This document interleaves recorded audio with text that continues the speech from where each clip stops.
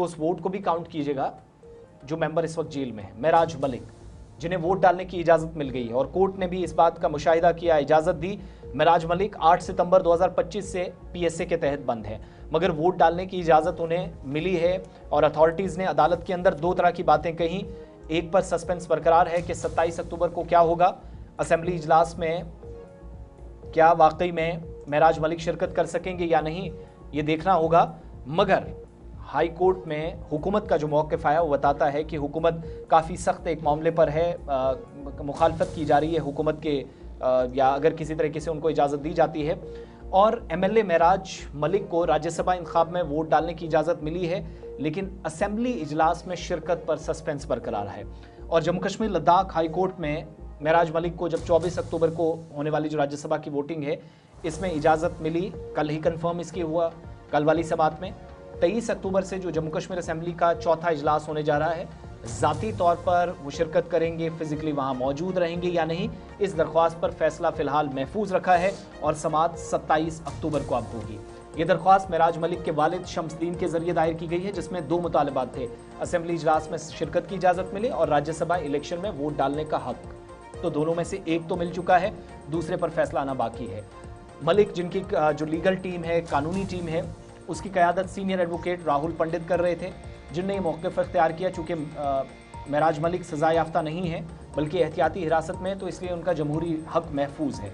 Justice Rajesh Sekhri ने राय दी कि अवामी नुमाइंदगी एक्ट या रिप्रेजेंटेशन ऑफ पीपल्स एक्ट 1951 की दफ़ा 62 के तहत सब सेक्शन 5 के मुताबिक अगर हिरासत में जो अफराद हैं वो वोट नहीं डाल सकते, लेकिन इस दफ़ा की शिक वाज़े तौर पर एहतियाती हिरासत में जो अफराद लिए गए हैं उन्हें वोट डालने की इजाज़त देती है, तो इस जमहूरी हक से महराज मलिक को महरूम नहीं रखा जा सकता। यूटी इंतजामिया की नुमाइंदगी कर रहे थे senior advocate Sunil Sethi, senior additional advocate general Monica Kohli, जिनने कानूनी पोजीशन से इत्तफाक किया, ये माना और साथ साथ अदालत को बताया गया कि मुतलका जेल सुपरिटेंडेंट को के जरिए महराज मलिक का जो पोस्टल बैलेट है पहले उन्हें भिजवा दिया गया है, किसी तरीके से उनको हुकूमती सतह पर रोका नहीं गया है।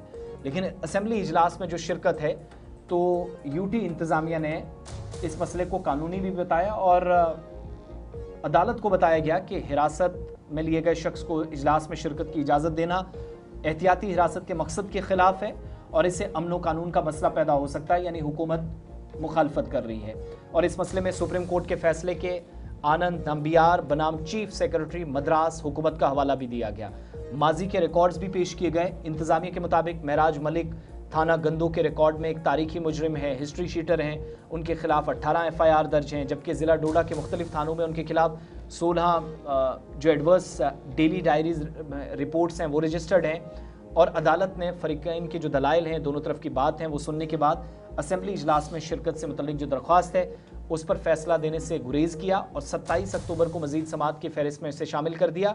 यानी केस जाकर समात अब के असेंबली इजलास में ज़ाती तौर पर वो पेश हो सकेंगे या नहीं 27 तारीख को डिसाइड होगा। लेकिन जम्मू कश्मीर इंतज़ामिया ने यह साफ कर दिया कि पोस्टल बैलेट भेज दिया गया, वहाँ पर वो वोट कास्ट कर सकेंगे। लेकिन दूसरी तरफ जो फरीकैन हैं, जिनमें जाहिर सी बात है सुनील सेठी साहब हैं और मोनिका कोहली हैं, उनके मुताबिक जो एहतियाती हिरासत का एक कानून है उसकी खिलाफ वर्जी होगी अगर इस तरीके से कोई पेशरफ्त होती है, तो असेंबली इजलास में महराज मलिक की शिरकत ना हो। हुकूमत के फैसले की मुखालफत की जा रही है दूसरी जानिब से।